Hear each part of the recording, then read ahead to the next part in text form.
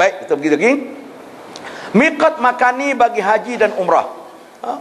Pertama, bagi penduduk luar Mekah yang jauh daripada Mekah lebih 2 marhalah, itu dipanggil penduduk luar Mekah.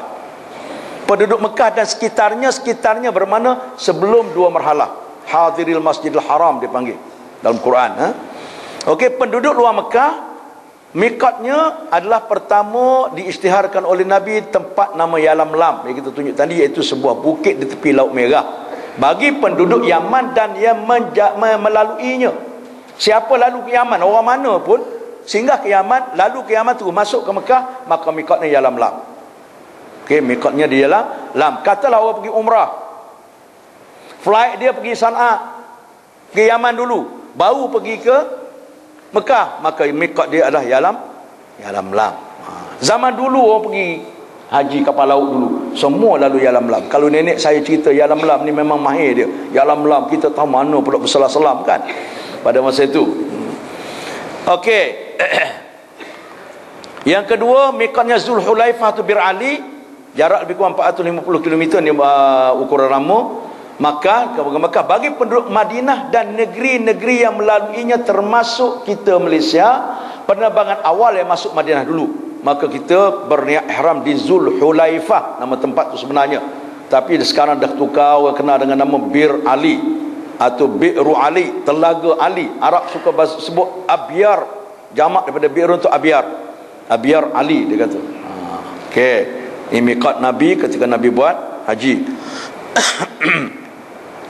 Yang ketiga, Qarnul Manazil, 94 km daripada Mekah bagi penduduk Kuwait, Najd dan juga yang melaluinya, termasuk kita Malaysia, penerbangan akhir pergi ke Mekah. Penerbangan akhir ni biasa ke Jeddah pergi Mekah. Ini fasa 2, dia masuk Madinah selepas haji, kumpulan ini. Okey, maka miqatnya nama dia, tempat dia Qarnul Manazil, tempatnya. Kita boleh niat di tempat itu atau sebelumnya, tidak boleh niat selepas. Sebelum tak apa. Kenapa tak niat daripada rumah terus? Boleh, cuma apabila niat kena jaga pantang larang. Itu je. Saya kalau naik kapal terbang terus ke Mekah, naik kapal terbang, lepas makan saya nak tidur, saya niat, tak kira kat mana. Sebab apa? Kita takut terlajak. Kalau kita niat, kita tidur. Tengah tidur tak ada hukum. Allah Ta'ala angkat hukum bagi orang tengah tidur. Ya kan? Garu kepala, rambut lurus, botak-botak kepala-kepala pun tak ada dam apa. Ya kan, orang bangun tidur mabuk, bangun tidur tiba-tiba mengigau, minum arak, degup 3 botol habis. Bangun nak sembahyang subuh jalan macam ni, ya kan? Tak ada dosa pasal dia tengah tidur. Ya kan? Wallahu a'lam. Okey. Tak apa. Kemudian yang keempat, Al-Juhfah. Yang keempat Al-Juhfah, lebih kurang 187 km daripada Mekah bagi penduduk Syam, Maghribi, Mesir, Spanyol, termasuk Europe. Al-Juhfah, saya tak pernah sampai Al-Juhfah ni. Kita pun tak sampai. Qarnul Manazil mungkin orang boleh sampai, pasal ada satu kes berlaku tahun lepas. 2 tahun lepas. Waktu saya nak balik daripada bertugas, sampai di Jeddah, ada jumpa budak petani yang bekerja dengan tabung haji. Budak lincah dia ni. Hamdi, saya kata, kenapa kamu ada kat Jeddah ni? Allah Ustaz, saya dah uruskan orang datang umrah melalui visa ziarah. Datang umrah visa ziarah. Kalau datang umrah visa ziarah, tak boleh keluar imigresen pakai ihram. Visa ziarah pakai ihram kena tangkap. Dia tahu kita tipu. Sebab tu orang visa ziarah kena cari jalan pergi Madinah dulu, jangan masuk Mekah dulu. Atau daripada Mekah dia bawa visa ziarah tadi, bawa pergi ke Taif dulu, tak masuk Mekah. Jadi orang tu niatnya kan dibawa daripada Taif, dia pergi ke Qarnul Manazil, baru masuk Mekah. Ada 2 sebab. Dia kata, Ustaz, pertama dia orang ni datang minta ziarah, tak boleh niat, tak boleh pakai ihram. Yang kedua, hotel kat Mekah tak siap, maka kami bawa jemaah ni pergi Taif dulu. Jemaah tak faham, dia pun seronok, bagus syarikat ni, bawa pergi Taif dulu, dia kata, padahal hotel tak siap. Dia cerita kat saya lah. Okey. Yang kelima, Zatu Irqin, nama satu tempat, jarak lebih kurang 94 km daripada Mekah bagi penduduk Iraq dan melaluinya, termasuk orang-orang Mekah sendiri, orang Riyadh. Orang Mekah, orang Saudi yang berada di Riyadh, termasuk yang melalui sini orang Pakistan, Turki, Afghanistan, ini yang negeri berat-berat semua, stan, kan? Yang sekilo-sekilo tak lalu situ. Okey, itu miqat. Okey, bagi penduduk Mekah dan sekitarnya pula, perlu apa kita tahu, Ustaz? Itu Mekah punya pasal, tak payah ajarlah. Tak, pasal kita ada di Mekah. Mula-mula kita masuk, kita pakai miqat kita yang asal. Lepas kita ada di sana, kita pakai miqat orang Mekah. Ya kan? Kita niat haji, kita tak patah balik semula ke miqat asal, pasal tak boleh keluar. Peraturan tak boleh keluar, kita nak keluar pun jauh. Okey? Maka haji di rumah mereka atau di bandar mereka. Dalam kitab Mughni dikatakan di bandar mereka. Orang Jeddah yang jarak daripada Mekah tak lebih 90 km, 91 km, maka di Jeddah itu sendiri sebagai miqatnya. Termasuk orang-orang Malaysia yang keluarganya ada di Jeddah kemudian nak pergi haji.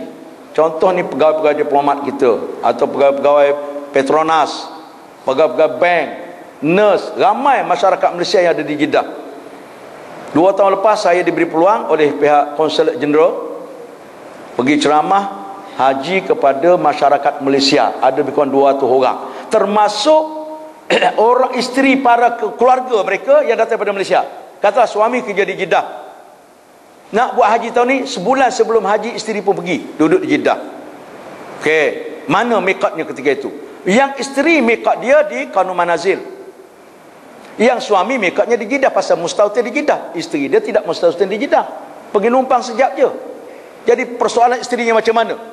Cuma boleh cari jalan supaya tidak kena dam, dia kena keluar daripada satu tempat yang jarak daripada Mekah lebih 2 marhalah. Jadi pada kesimpulannya pada masa itu saya syorkan, kata yang keluarga daripada Malaysia ni pergi ke Masjid Terapung, niat ihram di sana, baru masuk Mekah, maka dia digugurkan dam. Kena cari jalan lah, ya kan? Tidak seekor kambing, kalau 5 orang 5 ekor kambing, penuh dengan kambing kan, masalah juga. Okey, di rumah mereka, termasuk ketika kita niat haji bagi haji tamattu'. Kita niat haji di Mekah, kita ikut miqat orang Mekah. Manakala untuk umrah pula di tanah halal, kita masuk haji tamattu', buat umrah dulu sampai ke Mekah. Berapa jam kita dalam ihram? Paling kuat 10 hingga 12 jam. Okey, katalah niat tengah hari ni di Bir Ali, sampai ke Mekah katalah 8 jam atau 7 jam naik bas. Musim haji slow lah bas pasal kenderaan banyak kan. Katalah 7 jam naik bas. Sampai ke Mekah, nak check in di hotel dulu, nak kena makan dulu dan sebagainya. Lepas tu bersih, baru kita tawaf sa'i. Campur semua mungkin 10 ke 12 jam dalam ihram. Itu ya first. Besok lusa nak buat ihram, nak buat umrah balik. Ketika itu kita sudah ada di Mekah, kita pakai miqat orang Mekah, iaitu keluar ke tanah halal. Tak kira di mana-mana. Seluruh jalan di Mekah tu sekarang ni semua ada tugu sempadan. Sempadan antara sana halal tanah haram. Cuma yang afdal saja, pertama di Ji'ranah, miqat Nabi, jarak lebih kurang 28 km daripada Mekah. Kan? 28 km daripada Mekah. Sekarang ini masjidnya dah cantik, dah buat bilik air cantik di masjid dia ni. Ni masjid lama. Ni pun gambar ni, gambar lama ni, tak salah saya gambar tahun 2000 saya ambil dulu tu. Kemudian di Tanaim, yang kedua miqat Aisyah, jarak daripada Mekah lebih kurang 5 km. Tanaim 5 km sahaja. Tambang musim haji biasanya 10 rial pergi dan balik. Satu van, naik van, satu van isi 16 seat, ada 16 tempat duduk, 16 orang diisi. Tambang 10 rial pergi balik musim haji. Kalau musim umrah ni, kalau dulu 5 rial aja, sekarang tak ada dah 5 rial ni. Dah hilang ke cerita 5 ni. Tinggal cerita 10 pula. Harga kambing pun naik. Kat Mekah ni saya tengok barang semua dah naik sekali ganda. Dulu saya makan kari kambing satu mangkuk tu 5 rial, sekarang dah 10. Yang tak naik satu je sejak saya pergi Mekah sampai sekarang. Saya tanya mak saya dulu pun tak naik juga. Sama saja, 2 benda. Pertama, roti nan yang besar tu serial, sampai sekarang masih serial lagi. Okey, yang kedua baksis untuk memandu bas, serial juga daripada dulu sampai sekarang. Okey. 5 km saja jarak. InsyaAllah semua hotel orang Malaysia, terutama sekali muassasah, pasal hotel muassasah yang orang beribu ada. Setiap masa ada van depan tu. Kalau ibu jabat tabung haji, kita ada 3 maktab di situ, 7,000 jemaah ada kat situ. 24 jam kita nak lalu pun payah depan hotel kita tu, penuh dengan van duk tunggu. Umrah. Kalau tanya umrah, pagi-pagi, petang, malam. Malah sekarang ni pemandu van dah pandai bisnes, dia bagi kad kita, kad dia kepada kita, business card, kan? Ada nombor telefon, boleh call bila-bila dengan syarat cukup 1 van. Kita boleh pakat kawan-kawan nak pergi, okey? Harga RM10 pergi dan balik. Dan sekarang ni ya biasa dah, kita nak bayar perkata nanti tunggu balik. Zaman dulu kita pesan pada jemaah, bayar setelah balik, jangan bayar sampai Tanah Aim, bayar RM10 Tanah Aim. Dia kata halal, kita jawab halal, dia balik, kita balik jalan kaki. Sekarang alhamdulillah orang sana pun dah reti, cakap Melayu dah boleh apa semua, jadi banyak kemudahan yang ada sekarang. Banyak pasal kita ada kuasa, orang Malaysia ni ada kuasa dia daya beli. Tu fulusnya kathir, ya. Fulusun kathir tapi tumma'un kabir, dia kata. Fulusnya banyak, tamak pun besar. Okey. Ini tugu sempadan Mekah. Semua sempadan nak keluar ke tanah halal ada tugu seperti ini, ya. Dia panggil ni nihayah hadul haram, end of haram boundary. Sebelah sana bidayah, permulaan. Ini tugu semua ada kat sini. Okey. Tu masjid Tanah Aim lah ni, belakang dia. Itu tugu lama. Di dekat masjid Tanah Aim tu ada, masih ada lagi tengah-tengah divider tu tugu lama. Okey. Tak apa. Ini yang ketiga Hudaibiyah. Tempat afdal juga di Hudaibiyah kerana Nabi pernah berihram di sini.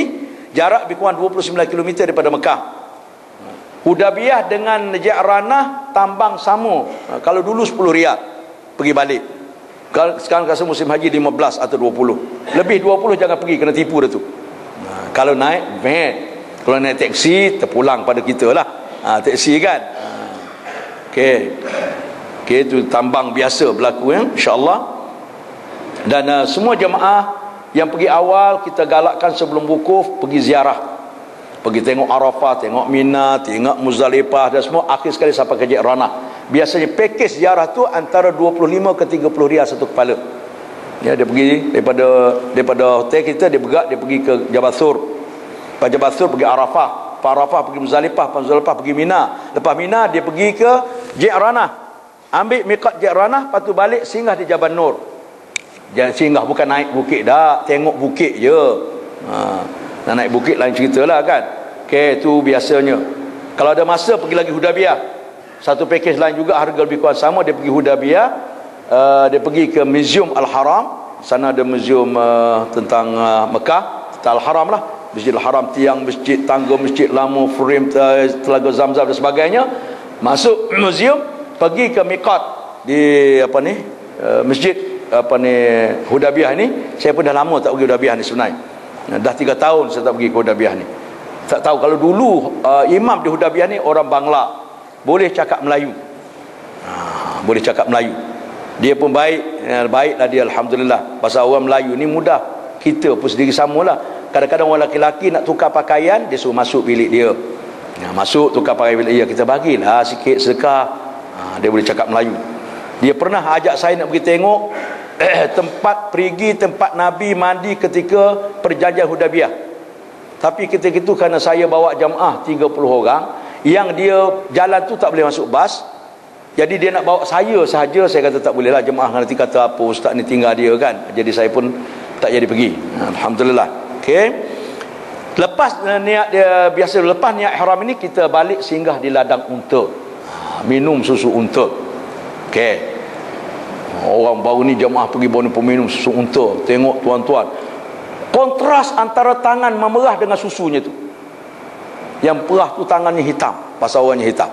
Yang susu tu putih, ya kan. Saya dulu minum susu unta, sebab susu unta kan panas badan dan sebagainya.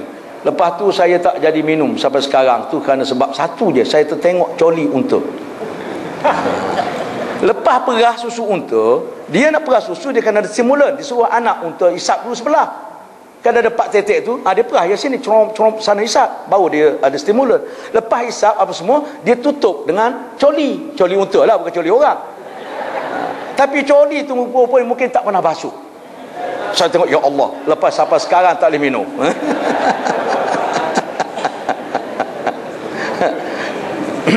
Jadi jemaah yang pergi dengan saya ni, saya tak pergi, saya kata saya pesan satu je, nak minum unta minum, tapi jangan lupa ambil gambar coli unta. Ada ustaz, you carilah, kata. Carilah, dia pun ambil gambar, balik ke hotel, buka balik tengok gambar, you tengok ni, coli ni tak pernah basuh ni, cuba tengok color dia. Allah muak, tak jadi.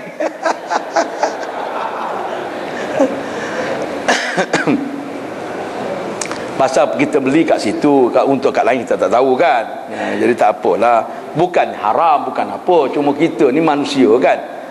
Benda halal pun kalau kadang-kadang selera tak kena kan. Belut tidak semua boleh makan, betul tak? Okey, itu miqat. Itu berniat di miqat. Bermakna kalau niat selepas miqat, saya tak masuk, ada slide tertinggal dalam nota dah habis masa tu. Tak ada dam. Dam tak ada. Okey, saya cerita je. Dam dia sama dengan dam-dam lain. Kalau kita niat selepas miqat, sebelum tak apa, niat selepas miqat, maka haji kita sah tak sah? Umrah tu haji kita sah tak sah kalau kita niat selepas miqat?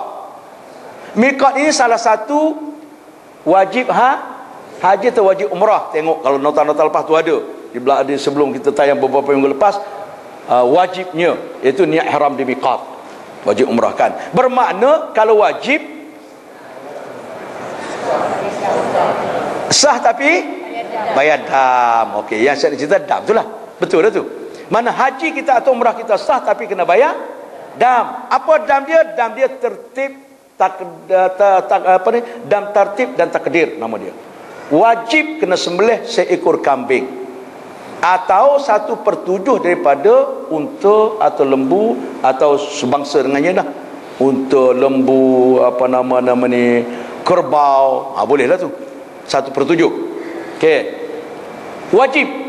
Kalau tak mampu, orang miskin, dam ini boleh postpone.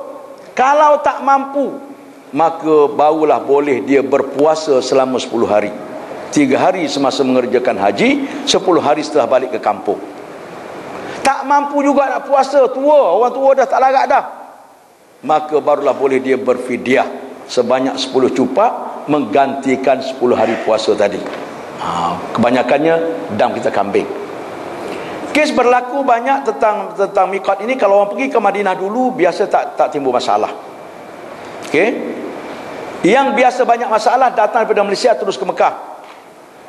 Tahun 2008 ada satu KT naik kapal terbang Saudi Arabia 3 tu, terus ke Mekah, perjalanan ke Jeddah dan terus naik bas ke Mekah. Sebahagian jamaah beritahu saya, ustaz kami niat ketika nak landing, kapal terbang dah landing dah, alamak dah landing, baru niat masing-masing. Sebabnya sebahagian memberitahu pada saya, dia kata pilot tak beritahu. Sebahagian mengatakan dia beritahu ustaz tapi mic dia perlahan. Jadi kalau mic rusak, beritahu pada orang tidur, dua benda berhimpun, sama orang tak beritahu lah. Jadi masing-masing, kenapa kami kena dam sedangkan dia tak beritahu? Yang kena dam ni yang beritahu ke yang buat haji? Haji. Orang tak buat haji tak kena dam. Jadi jangan salah pilot kerana kita sudah mengaji, kita kena buat, dia tu tolong beritahu je. Oh, awak tak beritahu, maka awak kena bayar dam. Pasal pula, bukan saya buat haji, dia katakan. Okey, jadi jemaah tak puas hati. Dia bertanya saya tanya, puan, siapa buat haji sekarang? Dam ni bagi orang buat haji, bagi orang yang nak kena niat. Pilot tak niat pun, tak ada dam dia. Wallahu a'lam bissawab. Jadi kena faham tu banyak berlaku kat demikian. Oleh sebab itu, kalau kita naik kapal terbang ke Mekah terus, tak usah tunggu lama. Naik kapal terbang sebelum tidur niat terus. Lepas tu tidurlah. Tak ada masalah apa. Nak landing lah. Tak ada masalah apa. Cuma yang jadi masalah sikit kalau kita bawa orang agak tua, berumur, warga emas, kena beritahu, mak, niat ihram sekarang mak ya. Aja mak niat ya? Ya, dia kata. Mak pun tunggu. Ada kes berlaku, pilot beritahu sejam lagi kita akan melabasi miqat. Oleh sebab itu bersiap dia untuk berniat. Bahasa pilot pun berbelit-belit jugalah pasal nak standard punya bahasa yang cantik kan. Bersiap sedialah untuk berniat, get ready kan. Mak pun tunggu. Mak niat ya? Mak, ya. Dia pun tunggu. Tiba-tiba landing. Sini kan niat? Dia tanya anak dia. Mak, kan dah lepas. Oh, mak tunggulah dia berhenti. Ingat dia berhenti. Pasal mak tak pernah faham kapal terbang tak berhenti. Di mikot. Ya kan? Wallahu a'lam bissawab. Itu ada juga kes berlaku. Okey. Kita sambung sikit lagi insya-Allah.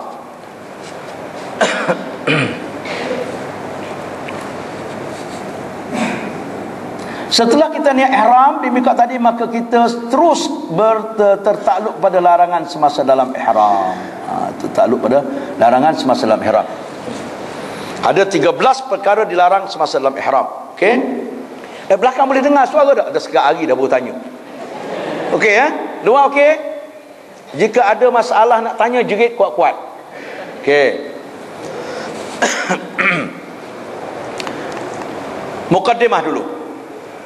Meninggalkan larangan semasa ihram adalah salah satu perkara wajib haji atau wajib umrah.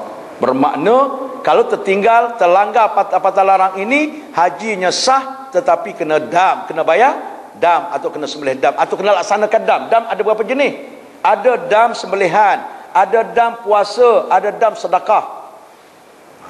Okey. Sebab tu kena tahu kesnya apa, sebabnya apa, kena bayar dam tadi. Bukan salah sebab. Ini bukan hukuman. Dam bukan denda. Dam adalah sedekah. Dam dapat pahala. Okey. Meninggalnya itu, melanggarnya itu kalau tak sengaja tak berdosa, kalau sengaja berdosa. Wajib kena taubat. Itu bezanya kan. Larangan ihram ini. Okey. Pelanggaran kepada larangan ini menyebabkan dikenakan dam. Bahkan dalam keadaan tertentu boleh merosakkan haji atau umrah. Kita tengok ada satu keadaan tu haji dia rusak.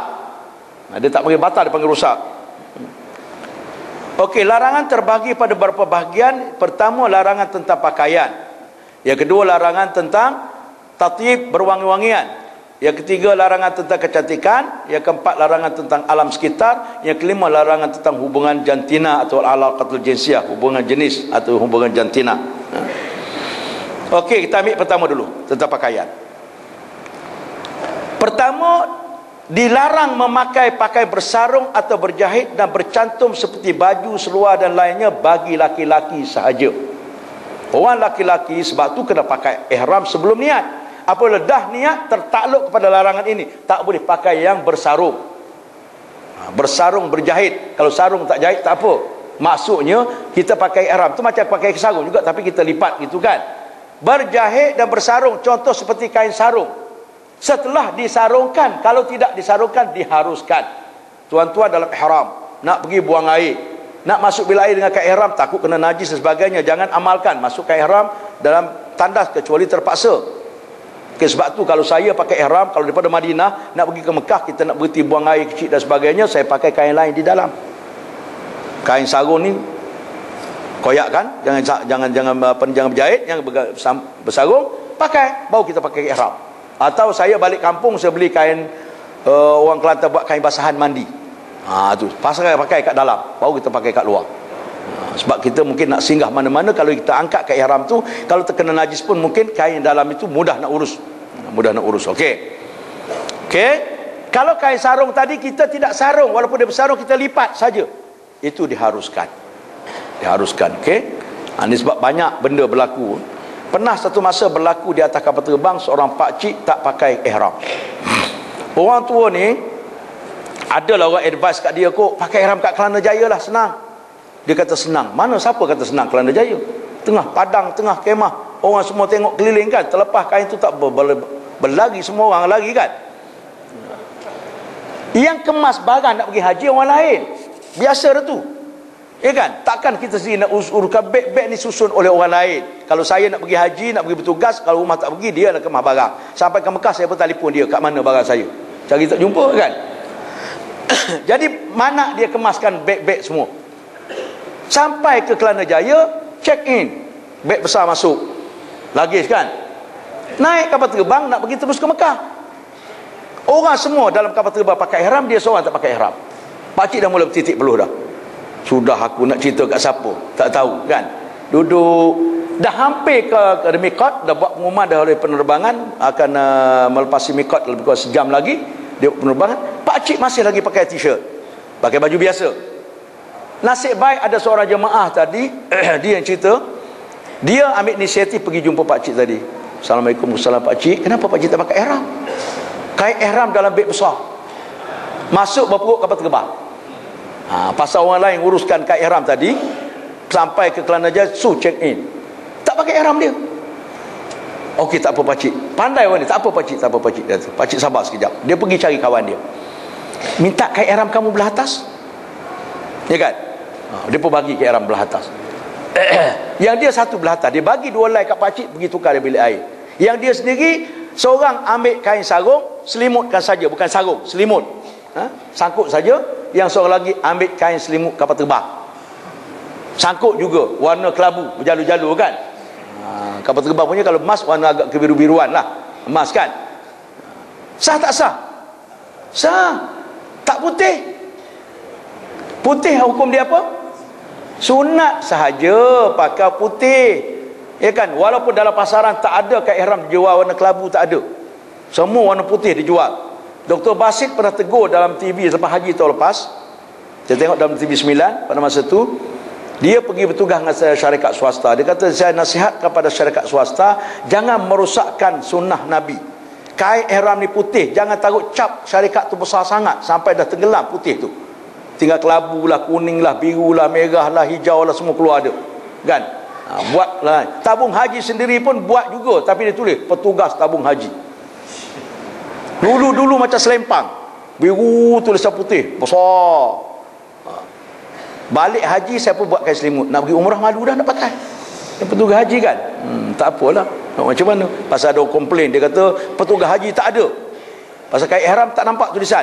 Nampak tulisan, tak apa, itu sunat je. Kes orang tadi, dia pun pakai demikian, pakcik pun selamat. Sebab pakai putih ihram itu adalah sunat. Okey. Ada satu kisah lah ni, betul tak betul tak tahu. Suami pergi haji, isteri tak pergi, pasal bergilir ada anak kecil.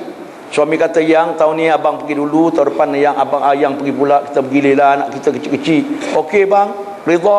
Dekat nak pergi, kata isteri, abang jangan lupa pada yang bang, insya-Allah tak lupa. Abang doakan yang ya. Ya. Dekat nak pergi, kata yang pula, abang supaya abang sentiasa ingat kat yang, tolong pakai kain ihram, pakai kain batik. Batik lepas panjang buat tutup mayat tu. Sah hajinya, tak ada masalah apa, cuma gila dia seorang-seorang pakai batik tengah tawaf. Okey, menutup kepala atau sebahagian daripadanya seperti songkok, topi, kopiah dan lain-lain. Laki-laki dilarang tutup kepala atau sebahagian daripadanya. Termasuk yang selalu jadi masalah apabila sampai ke Mekah, orang pakai mask, pakai topeng kerana takut abu. Waktu dia cakap dengan kawan dia, dia angkat topeng, sangkut parking atas kepala. Itu pun termasuk menutup sebahagian kepala. Kita dah bincang panjang. Namun demikian, kacamata tidak apa. Pertama, dianggap sebagai terlalu kecil. Yang kedua, kerana itu benda perlu. Ya, payung tidak rapat kepala tak apa.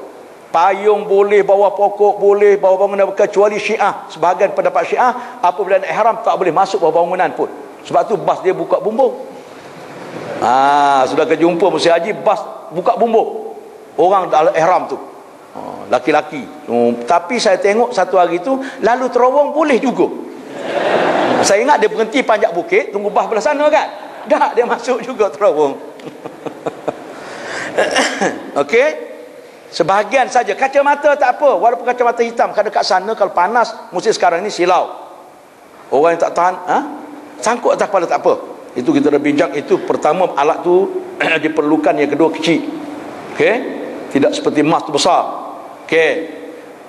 Sebab saya cerita kacamata ni pula, saya baru dapat cerita minggu lepas. Orang pergi umrah, dia pakai kacamata, perempuan pakai kacamata, mutawif kat sana suruh bayar dam kerana menutup muka. Bawa tongkat kita, tak kan, tak pakai kacamata tak nampak apa kan. Pakai kacamata hitam tak boleh, dia kata. Nak bayar dam. Bayar pula kat dia. Dam apa? Kambing. Itu ustaz kambing. Okey, itu kes yang banyak tentang pakai ni, tutup kepala tu. Itu pun masih tak kena. Dah, insya-Allah saya cerita di hujung nanti. Yang ketiga, menutup muka atau sebagai daripadanya bagi perempuan, seperti topeng yang kekal yang berikat. Kalau sekali-sekali tutup dengan sapu tangan atau dengan telekung kerana abu, tak apa. Yang penting kalau kita lepas, benda tu terlepas. Itu. Kalau berikat macam topeng, itu tak boleh. Saya terlupa nak tunjuk satu gambar yang saya jumpa tahun 2007. Waktu nak pergi tawaf, waktu tu Syekh Haji ambil video orang nak pergi sa'i, nak pergi menota, belum tahlul awal. Ada seorang perempuan pakai tuala good morning, dia selip celah telekung dia. CD tu saya balik Malaysia tengok baru nampak. Waktu tu saya tak nampak. Orang ramai 2,000 orang lebih, mana nak nampak kita kan. Kebetulan dia lalu nampak. Jadi saya ambil gambar tu balik daripada CD tu, tapi tak sempat saya nak masukkan sini nak contoh. Tapi kita boleh cerita je lah. Perempuan tak boleh tutup muka.